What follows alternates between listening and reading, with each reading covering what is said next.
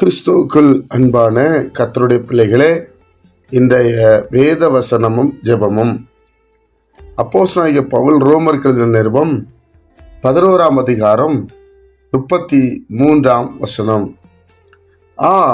தேவனுடைய ஐஸ்வர்யம், ஞானம், அறிவு என்பவைகளின் ஆழம் எவ்வளவாயிருக்கிறது! அவருடைய நியாய தீர்ப்புகள் அளவிடப்படாதவைகள், அவருடைய வழிகள் ஆராயப்படாதவைகள். அன்பு கர்த்தருடைய பிள்ளைகளே, தேவனுடைய ஐஸ்வர்யம், தேவ பார்வையில் ஐஸ்வர்யம் என்பது ஞானத்திலையும் அறிவுலையும் இருக்குதான். அன்பு கர்த்தருடைய பிள்ளைகளே, நம்மளுடைய ஐஸ்வர்யம் பாருங்க, பணத்தில் இருக்கிறது, சொத்துகளில் இருக்கிறது, பொருளாதாரத்தில் இருக்கிறது.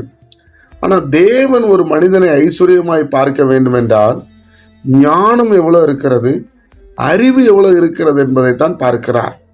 அதனாலதான் கர்த்தர் சாலமோனுக்கு ஞானத்தை கொடுத்தார். தாவீது பொருளாதாரத்தை ஒரு பெருமையா சொல்லவில்லை. தேவன் தாவீதுக்கு எவ்வளவோ ஆசீர்வாதங்களை கொடுத்தார். ஆனால் தாவீது அதை பெரிதாக எண்ணவில்லை, கர்த்தரை தான் பெரிதாக எண்ணார். தேவனுடைய பிள்ளைகளே, நம்மளும் ஞானத்துக்கும் அறிவுக்கு முக்கியத்துவம் கொடுக்கணும்.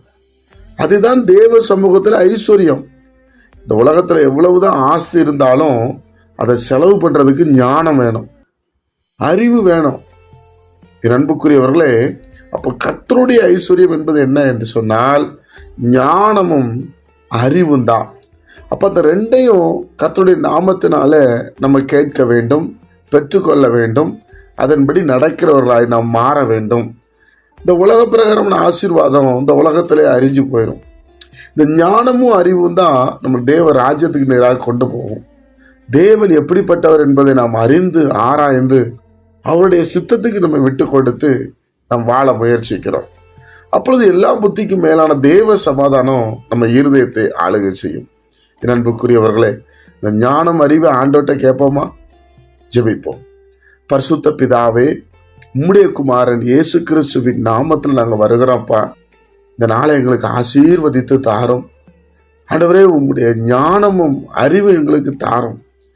எதை எப்படி செய்யணும், எதை எப்படி உம்முடைய சமூகத்தை நோக்கி நாங்கள் பார்த்து பெற்றுக்கொள்ளணும் என்பதை கர்த்தர்களுக்கு கொடுக்கும்படி நாங்கள் செபிக்கிறோம். இந்த உலகத்தில் நாங்கள் ஒன்று கொண்டு வந்ததும் இல்லை, ஒன்று கொண்டு போகிறதும் இல்லை. ஆனால் உம்முடைய அனந்த ஞானம் இந்த உலக மக்கள்கிட்ட நடப்பதற்கு எங்களுக்கு வேணும் சுவாமி. உம்மோடு பேசுவதற்கு வேணும். அதுக்கு வேண்டிய கிருபைகளை தாரும். இதனால் பார்க்கிற ஒவ்வொருவரும் ஆசீர்வதிக்கப்படட்டும். ஆண்டவரே, சமாதானத்தோடு இருக்கட்டும்.